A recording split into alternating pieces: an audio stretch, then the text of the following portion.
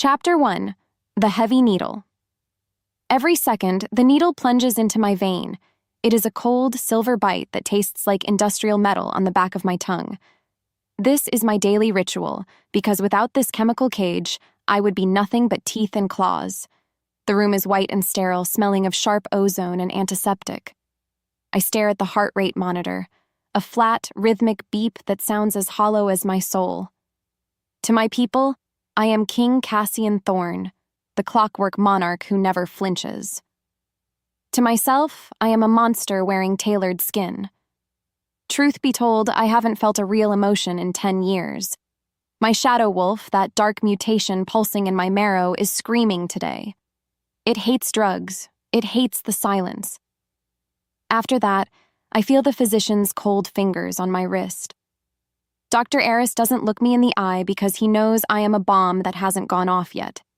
He adjusts the drip, and the liquid fire spreads through my blood. I am a man of precision, and this calibration is the only thing standing between peace and a bloodbath. The Human Federation arrives today. They are coming to the glass pavilion to sign a treaty that is as fragile as a winter pond. I have to be perfect. I have to be clinical. More importantly, I have to be invisible. If the humans see even a flicker of the wolf in my eyes, the war starts again. Next, I stand up from the chair. My body feels heavy, like it's made of lead and clockwork gears. I button my shirt with trembling fingers, but I force the movement to be smooth. I am a master of the mask. The Federation thinks we are beasts, and maybe we are. But even so, I will show them a king who is more machine than man. Why do I do this? Because my father died with his throat torn out by his own shadow, and I refuse to follow his path. Dr. Eris clears his throat. The levels are stable, Your Majesty. I nod once. My voice is a flat, dead thing when I speak. Good. Let the humans come. From there, I walk down the hall of the palace. My footsteps are heavy, echoing against the marble like a death march. Every heartbeat feels like a ticking clock. I pass the royal guard, and they snap to attention. They don't see a man. They see a legend. Soon after, I reach the heavy oak doors of the briefing room. My hand hovers over the handle. I can feel the wolf scratching at the underside of my ribs. It wants to run. It wants to hunt. Instead, I take a deep breath of the sterile air. I push the door open. The sun is shining through the high windows, but it feels cold against my skin. What followed was a sudden, violent shift in the air. The doors to the courtyard swing open, and the scent hits me. It isn't the smell of perfume or sweat. It is the scent of blooming jasmine and something ancient. It is the scent of Elena Vance. My head snaps toward the entrance. My shadow wolf doesn't just growl, it roars in my mind. The chemical suppressants should have blocked it, but this scent pierces through like a silver arrow. Still, I remain frozen. My pupils don't dilate. My heart doesn't skip a beat. Yet, for the first time in a decade, I am actually awake. She is walking toward me, and her eyes are like the sky before a storm. Chapter 2. Masks and Microbeats. The introduction is a dance of lies. Silas Vance, the human director, stands before me with a smile that is too wide and too bright. He looks like a man who has never had a drop of blood on his hands. In fact, he is a snake in a silk suit. King Cassian, he says, his voice smooth as honey. A historic day for our species. I don't smile back. I don't even blink. I just stare at him until his smile falters. At that moment, I realized he was terrified of me. He should be. Still, my focus isn't on him. It is on the girl standing at his side. Eventually, Silas moves to the side to reveal his daughter, Elena. She is wearing a dress the color of moonlight, and her hair is pulled back in a tight, elegant knot. She looks like a porcelain doll, fragile and perfect. But then, I look closer. She isn't just standing. She is observing. She is watching my hands, my throat, the way I breathe. She is a diplomat, which meant she was trained to find weaknesses. Rather, she is looking for the man beneath the king. I feel a flicker of annoyance in my chest. Does she think I am a puzzle to be solved? Your Majesty, she says. Her voice is a melody, but it has a steel core. She bows, and the movement is so fluid it makes my wolf stir. Despite that, I keep my face like stone. Ambassador Vance, I replied. My voice is a low rumble, a sound that usually makes humans flinch. She doesn't. She just keeps her eyes locked on mine. Truth be told, her heartbeat is the most irritating thing I have ever heard. It is steady. Perfectly, annoyingly steady. It is the heartbeat of someone who believes they are in total control. At that moment, I want to break that rhythm. Because of that, the tension in the room thickens. My guards shift their weight. Silas tries to fill the silence with talk of mining rights and borders, but I am not listening. I am watching the way Elena's pulse thrums in the hollow of her throat, which means I am failing my calibration. The drugs are fighting the scent of her, and I am the battlefield. As the silence stretched, she spoke again. I look forward to our cultural exhibition, sire. I hope the dance conveys the peace we all desire. Without warning, her eyes flash with something that isn't peace. It is a challenge. By the time we move to the dining hall, the air feels like it's made of glass. Every word Silas speaks is a lie I have to swallow. On the other hand, Elena is silent. She eats with a dancer's grace, her movements calculated and precise. What's worse is that I can't stop looking at her. My wolf is pacing in the cage of my mind, its claws digging into my thoughts. It wants to know why a human female smells like the dawn. I want to know why she isn't afraid of me. Deep down, she knew the truth. We are enemies. Maybe it was fate, but I feel the first crack in my clockwork heart. Chapter 3. The Ghost in the Glass. I am hiding in the shadows of the mezzanine. The gala is an hour away, and the glass pavilion is being filled with the elite of both worlds. My royal guard, Commander Jace, stands behind me. Your heart rate is climbing, Cassian, he whispers. His voice is full of concern. The monitor in the medical bay is sending alerts. I don't turn around. I keep my eyes fixed on the one-way glass that looks down into the rehearsal hall. It's a glitch, Jace. Be silent. In fact, it isn't a glitch. My blood is humming like a live wire. What followed was a sight that made my breath catch in my lungs. Below me in the empty rehearsal space, Elena is alone. She has removed her formal shoes. She is standing in the center of the room, her eyes closed. Without thinking, I lean closer to the glass. She begins to move. It isn't a dance I recognize. It is slow, rhythmic, and haunting. As her wolf stirred, no, as my wolf stirred, I realized her movements were mimicking the flow of the moon. Just like that, my clockwork world tilts. She is practicing a hand gesture, a specific flick of the wrist that feels like a phantom touch on my skin. Moments later, she repeats the movement. It is a sequence of somatic codes. It is breathwork that matches the ancient lichen pulse. Because of that, my vision starts to blur. The shadow wolf is pushing against the backs of my eyes, turning the world into shades of gray and silver. No matter how hard she tried, she couldn't know what she was doing. Or could she? She didn't know what scared her more, the beast or the man. But I knew. I was scared of the way my body was reacting to her. As fire bloomed beneath her skin, I felt it on my own. Next, she stops. She stands perfectly still, her chest heaving. She looks up, straight at the one-way glass, as if she can see me standing there in the dark. Before she could move, I stepped back into the shadows. My hands are shaking. That's why I hate her. She is a disruption. She is a flaw in my perfect system. In the span of a breath, I decide that I will stay far away from her during the gala. I will sign the treaty, and then I will send her back to her world before she destroys mine. Instead, I find myself counting the seconds until I see her again.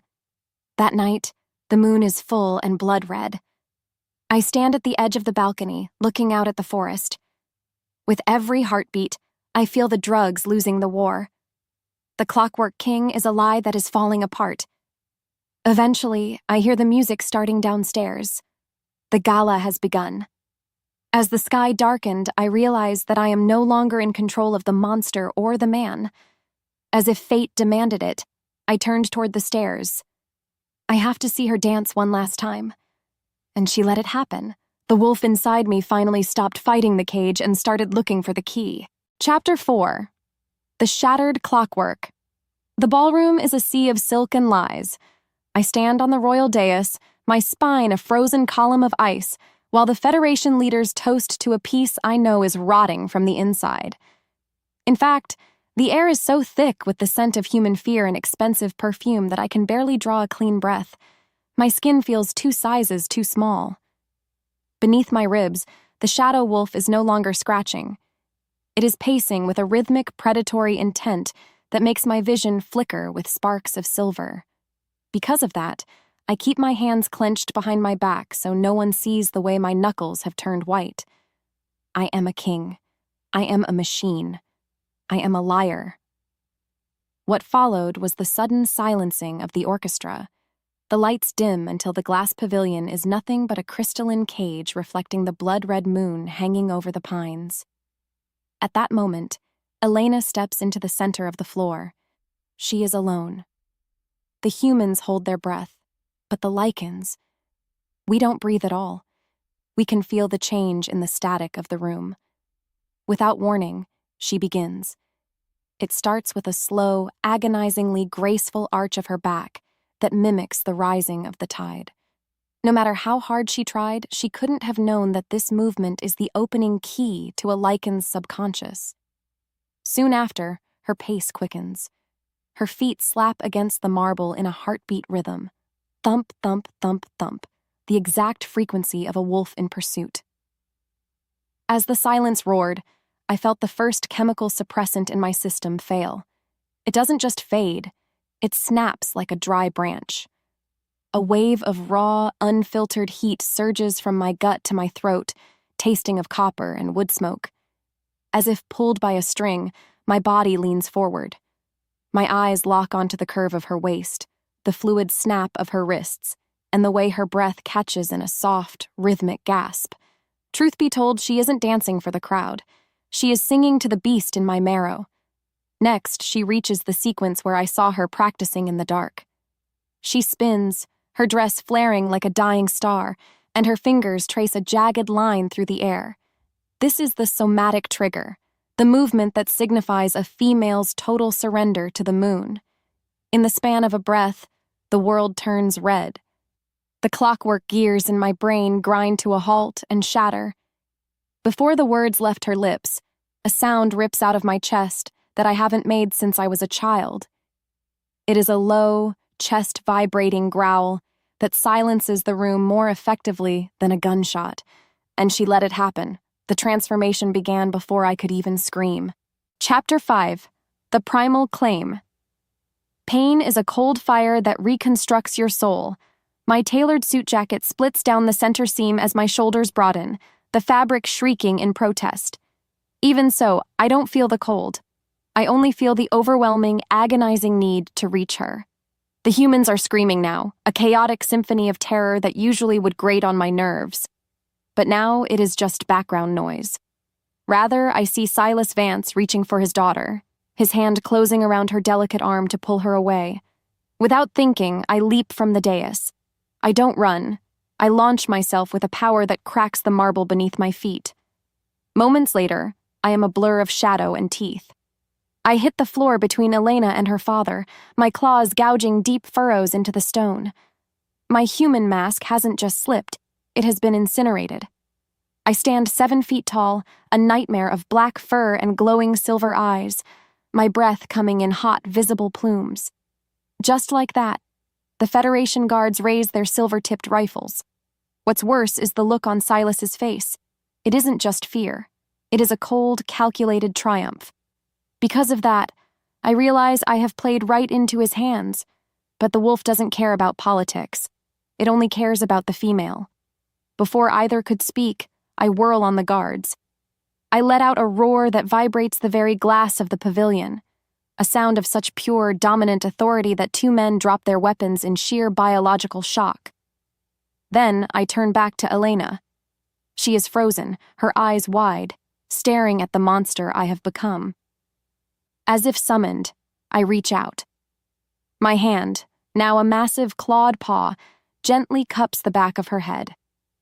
The scent of jasmine is deafening.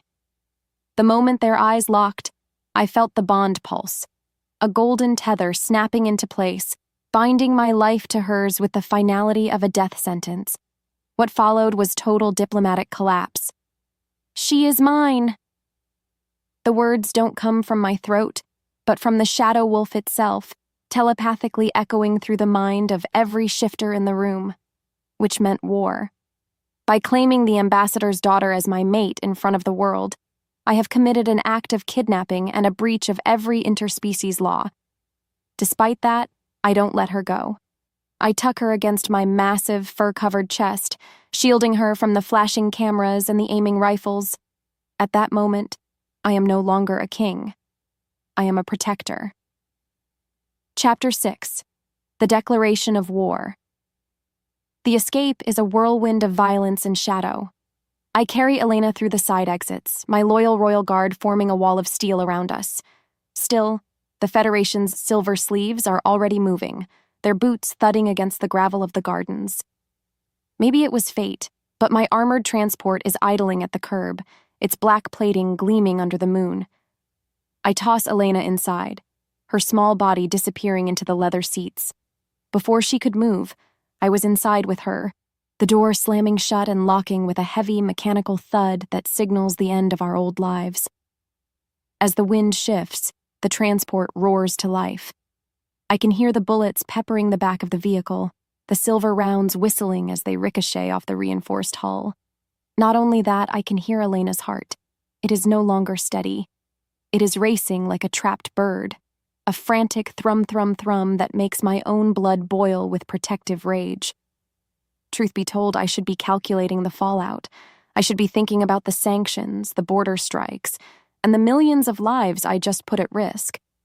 Instead, I am staring at the smudge of dirt on her cheek, wanting to lick it away. By the time we clear the pavilion gates and head toward the mountain pass, the silence in the car is heavier than the armor. Elena is pressed into the far corner, her moonlight dress torn at the hem. She felt it, clear as day, the shift in power. I am still half transformed, my face a distorted mask of man and beast, my claws digging into the armrests. You've destroyed everything," she whispers. Her voice is trembling, but her eyes are fierce. In fact, she looks like she wants to kill me herself. More importantly, she looks like she might actually try. Soon after, I feel the adrenaline begin to ebb, leaving behind a cold, stinging clarity. I have just declared war on the Federation. I have kidnapped the woman I was supposed to sign a treaty with, which meant I am now the international villain Silas Vance always claimed I was. Yet, as I look at the way the moonlight catches the gold in her eyes, I feel a terrifying sense of freedom. The cage is gone, the clockwork is broken, and she let it happen. The wolf finally has what it wants, and I realize, with a dark and sinking heart, that I don't regret a single second of the carnage. Chapter 7. The Iron Cage of the Spire. The ascent into the mountains is a blur of jagged stone and freezing mist. My armored transport grinds upward, its engine roaring like a beast in pain as we cross the threshold into lichen territory. In fact, the air here is thinner, sharper, and tastes of ancient pine and wet earth. Inside the cabin, the silence is a physical weight. I am still trapped in the half-shift, my skin crawling with the need to either finish the transformation or retreat back into the lie of humanity. Because of that, I can feel every vibration of Elena's breath against the seat. She is watching me with a mixture of terror and calculation that makes my shadow wolf pace within the narrow confines of my mind. What followed was our arrival at the Iron-Spire citadel. The massive obsidian gates swing open, revealing a fortress carved directly into the heart of the mountain, a place of brutal stone and flickering torchlight. At that moment, I see my people gathered in the courtyard, their eyes glowing like embers in the dark. They are silent, waiting to see if their king has returned with a prize or a death sentence. Without warning, the transport comes to a jarring halt. I shove the door open, the mountain air hitting me like a slap to the face. As if pulled by a string, I reach back for Elena, my claws grazing her wrist as I pull her into the freezing night. Soon after, I realize I have lost the ability to speak. The shift has progressed too far, my vocal cords thickened by the Shadow Wolf's dominance. I can only let out a low, vibrating huff as I guide her toward the royal quarters. Despite that, Elena finds her voice. "Where are you taking me? You can't just keep me here like a trophy." Her voice echoes against the cold stone walls, sharp and defiant. Truth be told, I want to tell her that this is the only place in the world where she is safe from her father's plan. Instead, I growl, a sound of raw, possessive frustration, and shove her through the heavy oak doors of the high tower before slamming them shut. What followed was my own collapse. I retreat into the adjacent sanctum, a room reinforced with lead and iron, and I let the change take me fully. My bones crack and reset, my spine lengthening until I am the Shadow Wolf in its purest form. Between one breath and the next, I am no longer Cassian. I am a 400-pound predator of fur and fang. I pace the small room for hours, my claws clicking against the floor. On the other hand, I can hear Elena through the wall. She isn't crying, she is moving furniture. In the quiet that followed, I realized she was barricading the door against me. The very man who just ruined the world to keep her. Chapter 8. The Law of the Pack. The sun rises as a pale, sickly disk over the peaks. I have forced myself back into my human skin, though my hands still tremble and my eyes remain a haunting, predatory silver. Eventually, I entered the great hall to face the pack court. The air is thick with the scent of wood smoke and wet fur as the High Lords gather, their faces grim. But then, I see the Duke of Blackridge step forward, his lip curled in a sneer. "You have brought a human into the Spire, Thorne. You have brought us a war we did not vote for." Because of that, the room erupts into a cacophony of snarls and protests. Rather, I don't answer with words. I walk to the center of the hall, my presence a heavy, suffocating pressure that demands silence. As the silence roared, the doors at the back of the hall swung open. Elena enters, escorted by 2 guards. She has washed the dirt from her face, her moonlight dress now draped in a heavy fur cloak. She didn't know what scared her more, the angry wolves or the man leading them, but she walked with a diplomat's spine. In the span of a breath, the Duke lunges toward her, his intent to intimidate, to prove she is weak. Without thinking, I step in front of her, but Elena moves faster. In fact, she doesn't flinch. She mimics the Duke's own aggressive posture, tilting her chin and narrowing her eyes in a perfect display of lichen dominance she must have studied from her books. Just like that, the Duke halts, his confusion overriding his anger. Not only that, the entire court falls into a stunned hush. A human girl, unarmed and surrounded by monsters, just spoke our silent language of power. Maybe it was fate, but I feel a surge of fierce, irrational pride. She isn't a victim. She is a survivor. Still, the threat remains. The court demands a trial, a proof that this bond is real and not a human trick. By the time the session ends, a new hierarchy has been established. I have bought us time, but the price is absolute. Elena must learn the laws of the pack by the next full moon, or the court will demand her execution to appease the Federation. What's worse is that I can see the wheels turning in her head. She isn't just learning to survive, she is learning us. Truth be told, her mask is just as heavy as mine. As the wind shifted, I found her in the library later that evening, her fingers tracing the ancient runes of our history. "Why did you do it?"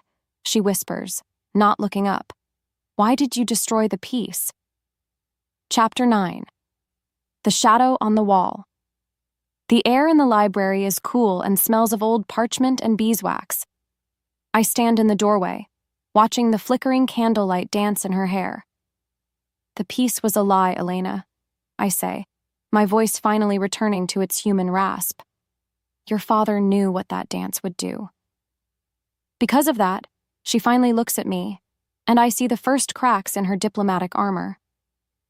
My father wanted unity, she insists, though her voice lacks its usual conviction. In that moment, a siren begins to wail from the watchtowers, a low, mournful sound that vibrates in my very marrow. Moments later, the first explosions rock the mountain. It isn't a full-scale invasion, but a precision strike. Federation drones, sleek and silent, are diving from the clouds. As fire bloomed beneath her skin, Elena rushed to the window. "They're here for me," she gasps, which means the war hasn't just started. It's on our doorstep. Without another word, I grab her, pulling her away from the glass just as a shockwave shatters the panes. We hit the floor together, my body shielding hers as the stone walls groan under the assault. Her heart skipped, and I could feel its frantic beat against my chest. Before she could move, I was on my feet, pulling her toward the war room. The spire is alive now, the sounds of shifting bone and howling wolves echoing through the corridors as my people prepare for the defense. Still, I am focused only on the screen in the center of the command center. It shows the heat signatures of the approaching Federation's silver sleeves. Deep down, she knew the truth. Her father isn't coming to rescue her. He is coming to reclaim a weapon. As her wolf stirred, a metaphorical instinct she didn't know she possessed, Elena points to the screen. As if summoned, she points to a specific frequency on the monitor. "Those drones, they're using the same somatic rhythm as the dance," she whispers, her face pale. "They aren't just attacking, they're trying to trigger you again." And she let it happen. The realization that she was the bait in a trap designed to drive me mad. As the sky darkened with more incoming ships, I looked at the girl who was supposed to be my enemy. In the quiet that follows, I realize she is the only person who can help me stop the slaughter. As the bond pulsed, I took her hand, and for the first time, she didn't pull away. Chapter 10. The Echo of the Architect. The war room is a tomb of flashing red lights and the smell of ozone. Outside, the Federation drones are shrieking like banshees, their sonic pulses rattling the shadow stone walls of the spire. In fact, every blast feels like a needle being driven into my brain because the frequency is tuned to my very DNA. I lean over the tactical map, my claws leaving deep scores in the metal table. Because of that, my vision is swimming in a sea of static. I can feel the shadow wolf pacing at the edges of my mind, ready to tear through my skull just to escape the noise. Still, I feel a cold, small hand on my shoulder. What followed was a moment of impossible clarity. Elena doesn't flinch at my jagged breathing or the way my eyes are glowing a feverish silver. Rather, she is staring at the scrolling lines of code on the tactical monitor with a terrifying focus. "Cassian, look at the wavelengths," she whispers, her voice cutting through the roar of the alarms. As if pulled by a string, I focus my blurring eyes on the screen. The sonic pulses aren't random. They are repeating the third movement of the Veiled Moon Dance, the Heartbreaker sequence. In the span of a breath, the truth hits me harder than any Federation bomb. Next, I realize that the drones aren't trying to kill us yet. They are broadcast looping a biological override signal, which meant my own body is being turned into a remote-controlled weapon by her father. To make things worse, the Royal Guard enters, their faces pale. "The younger wolves are losing it, sire," Jace growls, his hand gripping his side where a shrapnel wound bleeds. "They're turning on each other. The frequency, it's making them feral." Because of that, I know I have minutes before the Citadel becomes a slaughterhouse. Without thinking, I grab Elena's wrist and pull her toward the restricted archives in the sublevels. Soon after, we are sprinting through the damp, dark corridors where the air smells of wet earth and ancient ink. Maybe it was fate, but we reach the iron-bound doors of the secret history vault. I slam my palm against the scanner, the silver burn making me hiss through my teeth. As the silence stretched, the doors groan open to reveal shelves of scrolls that haven't been touched in a century. In that moment, Elena lunges for a black leather ledger marked with her father's private seal, a book she must have recognized from his study. And she let it happen. The final shred of her loyalty to her bloodline vanished as she ripped the book open. Chapter 11. The Parasite Revelation. The silence in the vault is heavy, broken only by the frantic flipping of pages. I stand guard at the door, my ears twitching at the sound of distant explosions and the howling of my maddened kin. Eventually, Elena stops. Her face goes ashen, the moonlight in her eyes turning to cold, hard ice. "It wasn't just a dance, Cassian," she breathes, her voice trembling with a fury I've never seen. Not only that, she turns the book toward me. It contains anatomical sketches of lichen brains, specifically mine. In fact, there are notes in Silas's handwriting detailing the veiled moon as a kinetic key for the alpha dampener. What followed was the midpoint shift that shattered my world for the second time. Silas Vance didn't just teach her a dance. He programmed her body to act as a living detonator for my Shadow Wolf mutation. Because of that, every moment of attraction I felt at the gala was a calculated biological hack. As the truth unraveled, I felt a wave of nausea.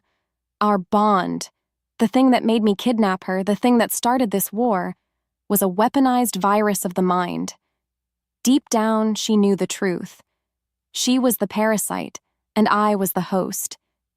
Yet, as I look at the tears shimmering in her eyes, the wolf doesn't want to kill her. It wants to howl for her. "Your father didn't give you to me as a gift, Elena," I growl, the sound echoing off the stone walls like a funeral knell. "He gave you to me as a parasite." Without warning, she slams the book shut, her knuckles white. "Then we kill the signal, Cassian. We don't let him win." In the quiet that followed, I see the transformation in her. She is no longer the polished diplomat. She is a woman who has been betrayed by the person she trusted most, and she is looking for blood. As fire bloomed beneath her skin, she looks at me not with fear, but with a shared, lethal purpose. Moments later, we hear the heavy thud of boots in the hallway above. The silver sleeves have breached the lower levels, which meant our time for talking is over. Rather than hiding, I reach for the heavy iron lever that controls the Citadel's internal dampeners. Before the words left her lips, I pull it and the room is plunged into a humming blue light. Still, the static in my head clears. For the first time since the gala, I am fully in control of my own mind. As her pulse raced, I realized that if the bond was a lie, then the choice to protect her was finally, truly mine. Chapter 12. The King's Gambit. The air in the vault is freezing, but I feel a heat in my chest that no chemical suppressant could ever touch. I look at Elena, and I don't see a human ambassador. I see the only person left in the world I can trust. Because of that, I make a decision that will change the course of lichen history. I reach into the glass case at the center of the vault and pull out the cinder vial, a concentrated extract of ancient lichen adrenaline used by the warrior kings of old. What's worse is that it is often fatal. But then, I look at the tactical screen showing the Federation ships landing in the courtyard. As if summoned, I uncork the vial. "If I take this, there is no going back to the mask," I say, my eyes locked on hers.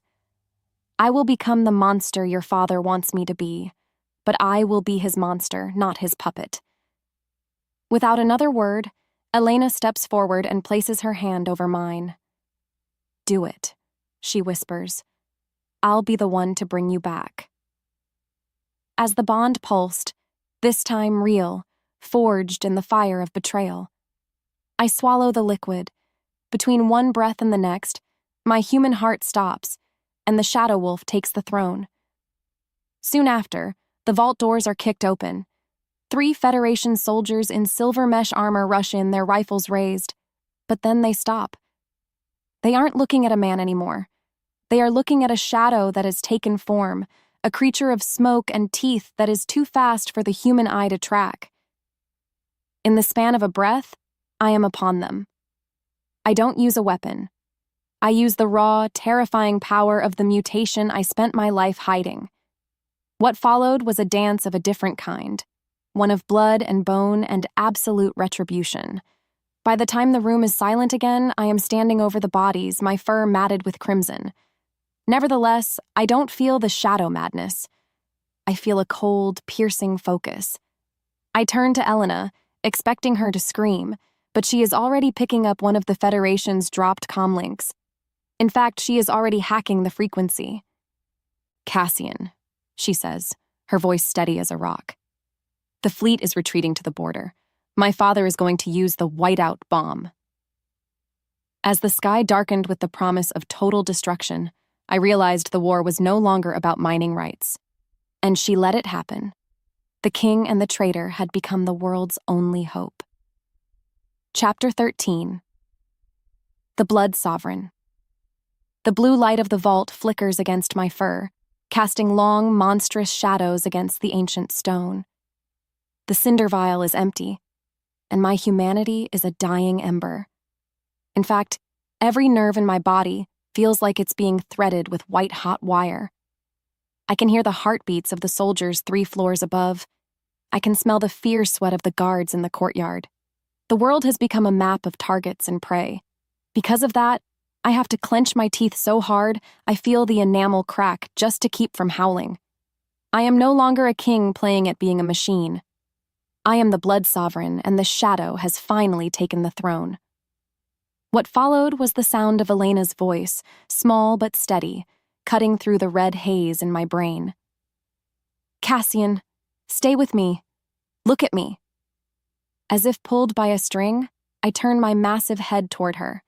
She is so small, so fragile, yet she doesn't flinch as I tower over her, a nightmare of black fur and silver eyes. Still, the bond pulses. It isn't the fake rhythmic hack her father programmed. It is a raw, jagged connection forged in the moment we chose to survive together. Deep down, she knew the truth. If I lose my mind now, I will tear this citadel apart before the Federation even touches it. Next, she reaches out and brushes her thumb over the bridge of my snout. The touch is a lightning bolt of grounding reality. In that moment, I realize that the shadow isn't a disease to be cured. It is a force to be directed. I pull back, my claws retracting just enough to grasp the edge of the tactical table, which meant we have a plan. We aren't going to wait for the whiteout bomb to drop. We are going to take the fight to the sky. Rather than playing defense, I am going to use the very parasite connection Silas Vance created to lead my pack into the belly of the beast. Soon after, I lead her out of the vault. The air in the corridors is thick with smoke and the metallic tang of blood. But then, the younger wolves see me.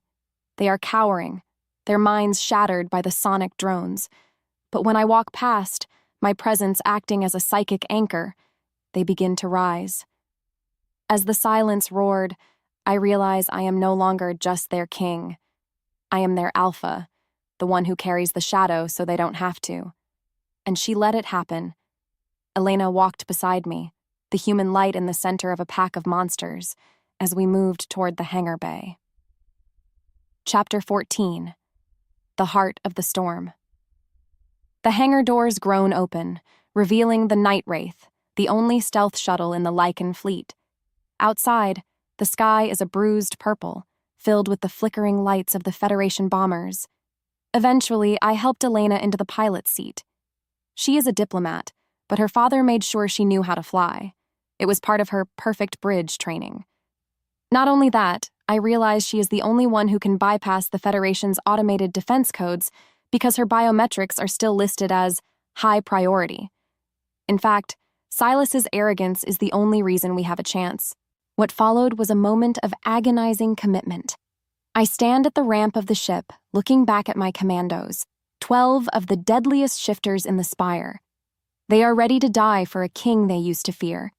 Because of that, I feel a weight on my chest that has nothing to do with the cinder vial. "If we do this," I growl, my voice a deep, gravelly vibration, "there is no going back to the treaty. There is no going back to the glass pavilion." As fire bloomed beneath her skin, Elena looked back from the cockpit, her hands steady on the flight controls. "The pavilion was a cage, Cassian. Let's burn it down." Without warning, the engines of the Night Wraith scream to life. We launch into the mountain air, the G-force pinning my massive body against the bulkhead. As if summoned, the Federation drones swarm us like angry hornets. But then, Elena executes a series of maneuvers that shouldn't be possible in a ship this size. She is using the somatic rhythms of the dance, the very movements that triggered me, to guide the ship's evasive patterns. Just like that, I realize she isn't just flying. She is fighting with the same precision I used to admire in her. No matter how hard she tried, she was always meant to be a warrior.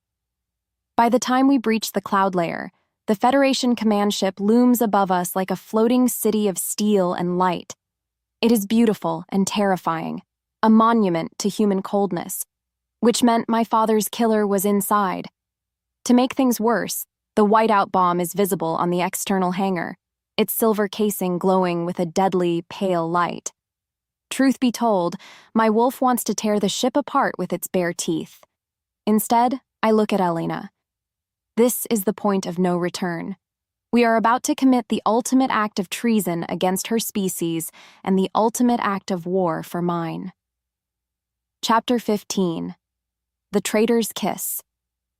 The night wraith slams into the docking bay of the command ship with a jarring, metallic scream. The internal dampeners fail, and the sudden silence of the vacuum is broken by the hiss of our airlocks. Moments later, the ramp drops. I am the first one out, a blur of shadow and death that hits the Federation soldiers before they can even raise their rifles. What followed was a symphony of carnage. My pack moves through the corridors like a fever dream, clearing the path for Elena as she races toward the central computer core. Still, I can feel the clock ticking. The whiteout bomb is arming. Before either could speak, we reached the core. The room is a cathedral of glass and humming servers. But then, the lights turn red. A voice echoes over the speakers, Silas Vance. Elena, stop this madness. You are a Vance. You are a daughter of the Federation. Because of that, Elena freezes, her hand hovering over the override console. I stand behind her, my claws dripping with the blood of her father's guards, my breath hot and ragged. She didn't know what scared her more, the monster behind her or the man on the speakers. But then she looked at me. As the bond pulsed, she didn't look at the wolf. She looked at the man hidden beneath the fur. Maybe it was fate, but she realized that her father's love was a script, and my claim was the only real thing she had left.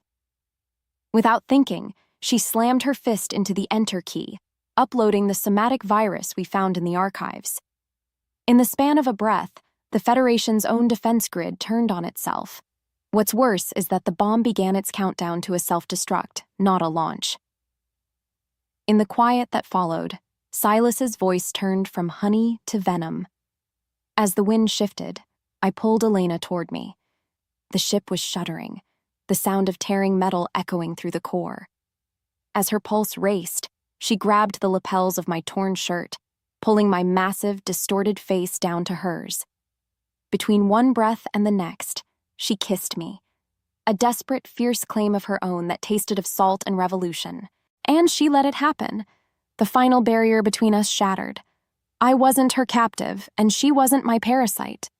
We were two monsters in a dying world, and as the sirens roared, I knew we were finally, terrifyingly free. Chapter 16. The Silver Collapse. The explosion of the primary reactor core isn't a sound. It is a physical blow that turns the world into a spinning kaleidoscope of fire and jagged steel. The Aegis groans, a dying leviathan of metal tilting 60 degrees as the gravity generators fail. In fact, the floor beneath my claws becomes a vertical wall in the span of a heartbeat. I slam into a bulkhead, my massive weight denting the alloy, but I don't feel the pain. Because of that, my only thought is the small, moonlight-clad figure currently sliding toward a gaping tear in the hull. Elena. Her fingers scramble for purchase on the smooth, polished deck, her eyes wide with the realization that the sky is waiting to swallow her. What followed was the activation of Silas Vance's final contingency. As the ship's systems die, a high-frequency silver mist begins to vent from the ceiling, a pressurized aerosol of microscopic silver particles designed to paralyze lichen respiratory systems. As the silence roared, I feel the first breath of it hit my lungs. It is like inhaling molten lead. My shadow wolf mutation, usually so resilient, begins to seize, my muscles locking up in a series of violent, involuntary spasms. Without warning, the shadow that made me a god moments ago becomes my greatest weakness. I am a 400-pound anchor of dying meat, unable to move as Elena slips further away. Next, I see the shadow madness begin to take hold.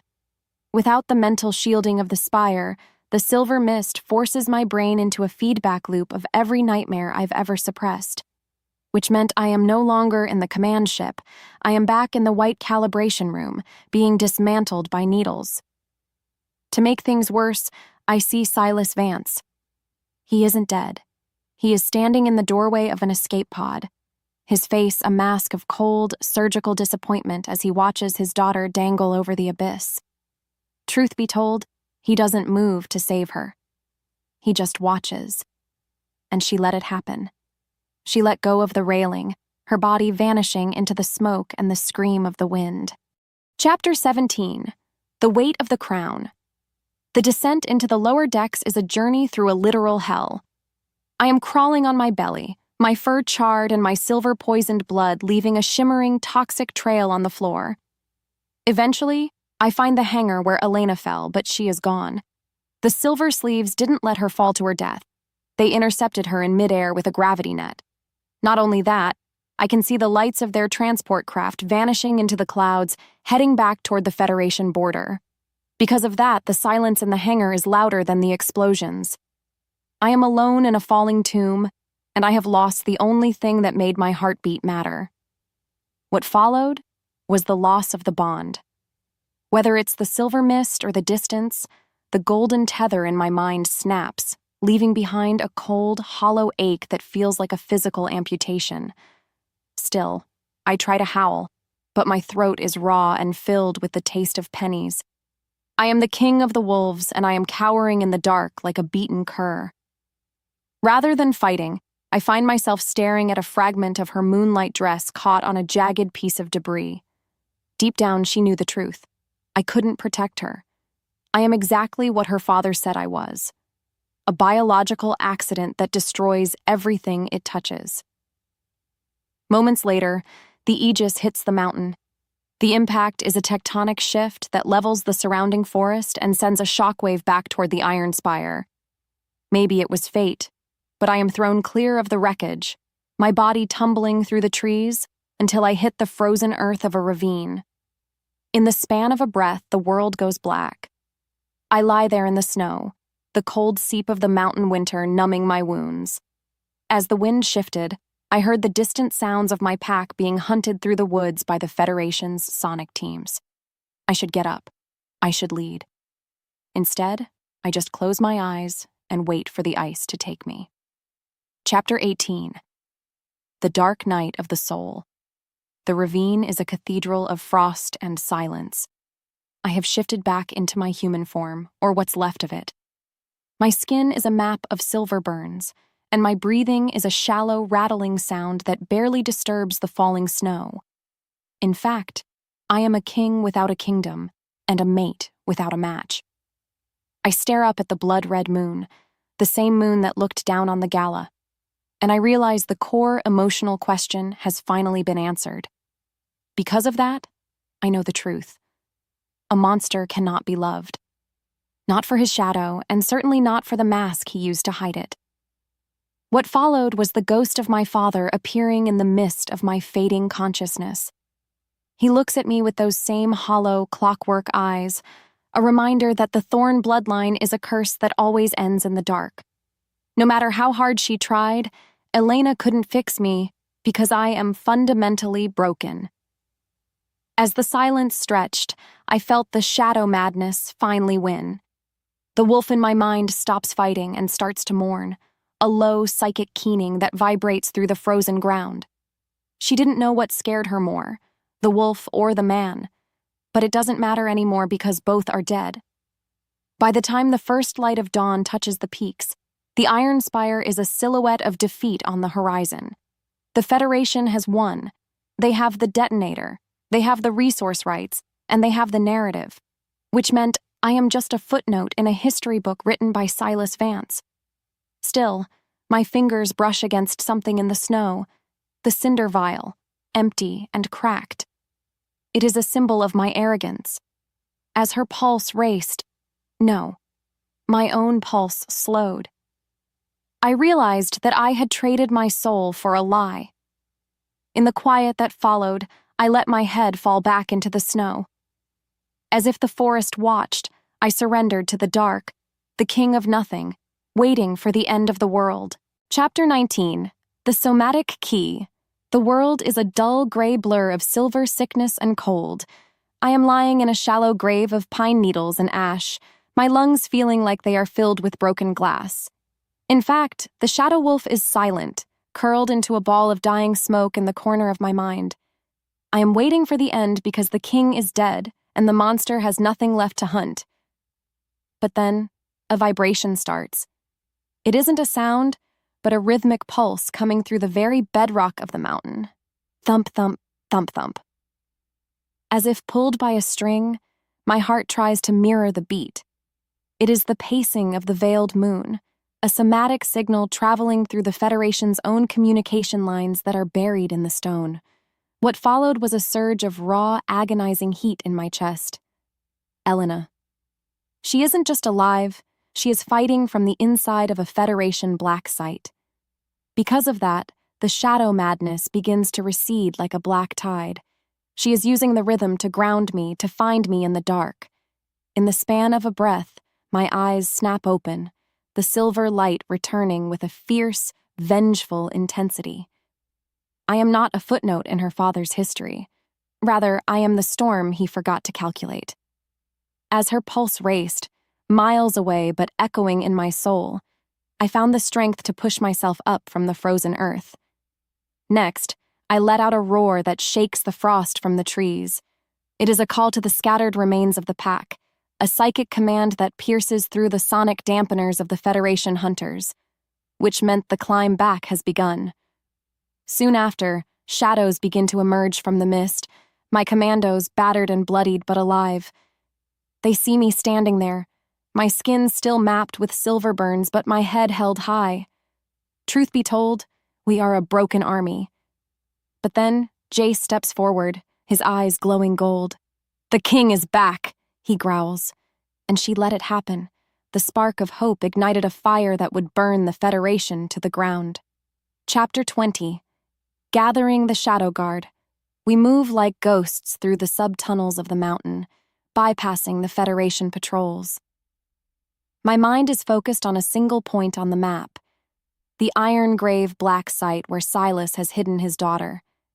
Eventually, we reach an old lichen armory, a place of heavy iron and ancient technology.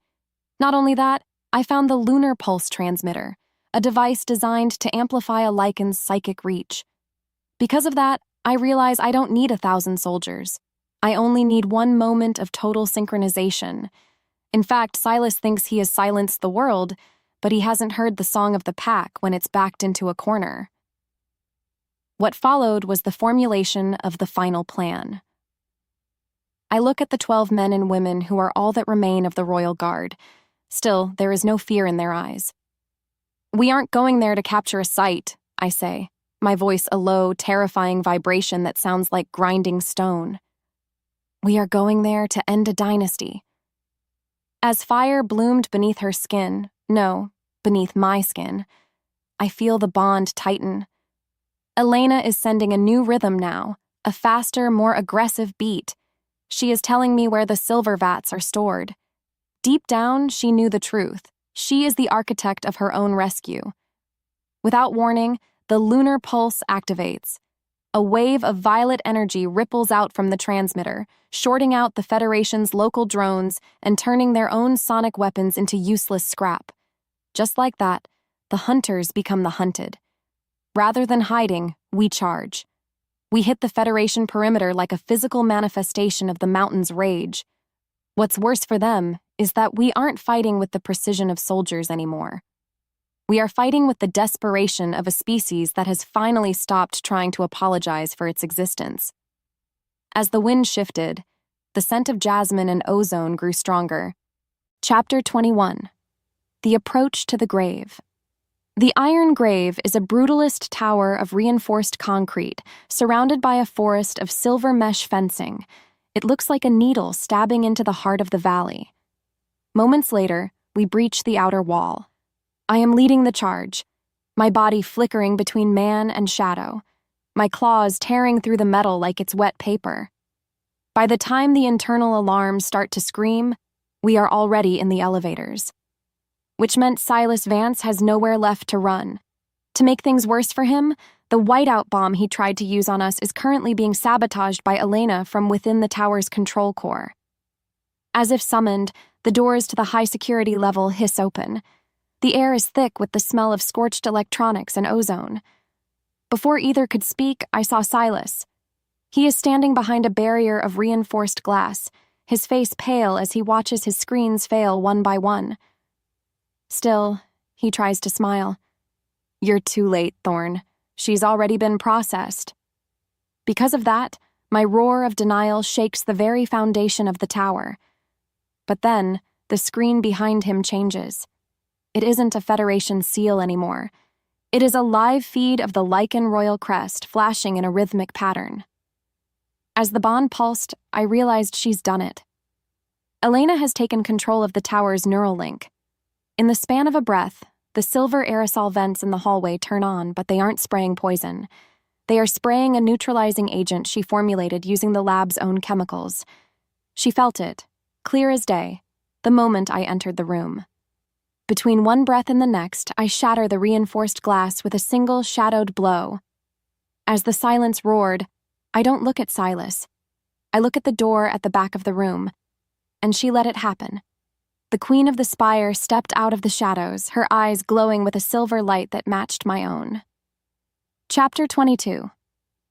The Apex of the Shadow. The air in the command hub is a freezing vacuum of shattered glass and dying electronics.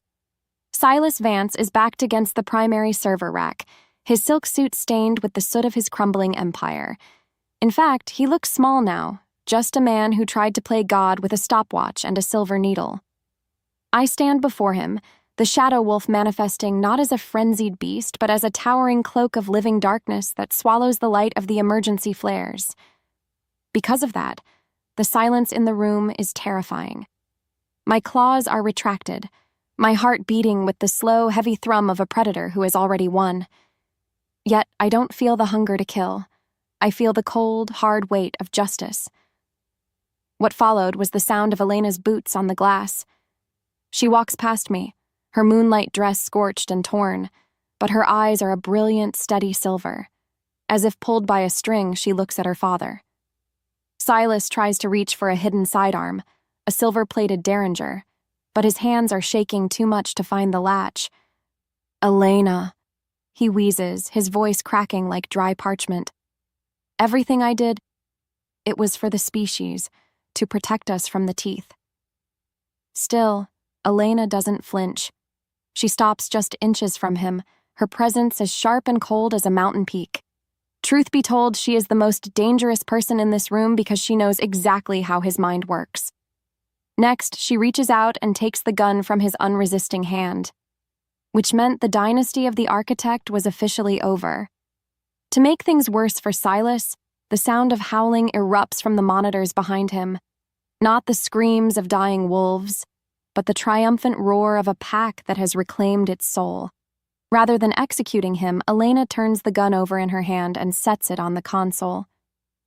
"You didn't protect us, Father," she says, her voice a calm, lethal melody. "You just built a bigger cage." In the span of a breath, the shadow wolf within me lets out a low, satisfied vibration. And she let it happen.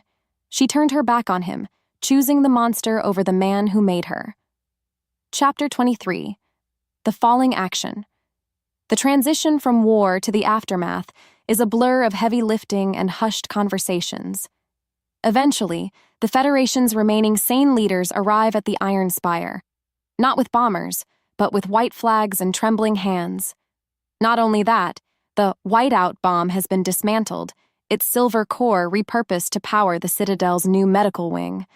I sit in the High Council chamber, no longer wearing the suffocating tailored suits of the Clockwork King. In fact, I wear the simple, dark robes of a man who is finally comfortable in his own skin. Because of that, the air in the spire feels lighter, as if the mountain itself has finally taken a breath. What followed was the signing of the new accord. It isn't a treaty built on biological hacks or secret dances. It is built on the truth of what we are. Still, I look across the table at the human generals. They are still afraid, but it is a healthy fear, a respect for a power they can no longer control. Meanwhile, Elena stands at my side, her hand resting on the back of my chair. Maybe it was fate, but we realized that the protocol of teeth didn't need to be followed. It needed to be rewritten. As the wind shifted, I officially announced my abdication of absolute power, forming a council where both human and lichen voices would finally be heard. By the time the sun began to set on the first day of the new era, the shadow madness had become a ghost of the past. On the other hand, Silas Vance was not executed. He was remanded to a quiet cell in the sublevels of the very site he built, left to rot with nothing but his own failed calculations for the company, which meant the cycle of blood had finally stopped. In the quiet that followed, I walked with Elena out onto the high balcony. The valley below was no longer a battlefield. It was a home. As her pulse raced, this time with joy, not fear, she leaned her head against my shoulder. Deep down, she knew the truth. The mask was gone, and the man was enough. Chapter 24, The Era of the Heart. The gardens of the pavilion have been rebuilt, but they are different now. The roses are wilder, and the jasmine smells like freedom instead of a trap. Come morning, I stand near the fountain, watching the sunlight play off the water. I am no longer a prisoner of my own marrow. The shadow is still there, a warm, steady hum in the back of my mind, but it is a partner now, not a parasite. Just like that, I see Elena. She is teaching a group of children, both human and lichen, the history of the veiled moon. In fact, she has turned the weaponized dance into a celebration of shared rhythm. Soon after, she sees me and smiles. It isn't the practiced smile of a diplomat. It is the warm, wondering expression of a woman who is loved. As the silence stretched, I walked toward her, my footsteps silent on the grass. Before either could speak, the bond pulses, a soft, golden glow that feels like a permanent sunrise in my soul. No matter how hard she tried, she couldn't hide the sparkle in her eyes as I took her hand. "The council is waiting, Cassian," she whispers, her voice a soft caress. Rather than rushing, I pulled her closer, savoring the solid, real presence of the woman who saw the wolf and didn't run. And just like that, everything changed. The protocol of teeth was dead, replaced by something much stronger, the choice to be whole. As her wolf stirred, a playful, phantom instinct we now shared, I realized I didn't need to be cured. I just needed to be seen. In the stillness that followed, the world felt right for the first time in 1,000 years. As the echo faded of the old wars, I knew that our story wasn't an ending, but a beginning. As if fate whispered, I leaned down and kissed her, the king and his queen finally finding peace in the heart of the shadow, and she let it happen. Epilogue. The Veiled Moon reborn 1 year later. The Iron-Spire citadel is no longer a fortress of fear, but a beacon of the new world. That night, the moon is full and silver, shining down on a courtyard filled with music and laughter. Beneath the moonlight, I stand with Elena, watching our people dance. There are no sonic drones, no silver mist, and no lies.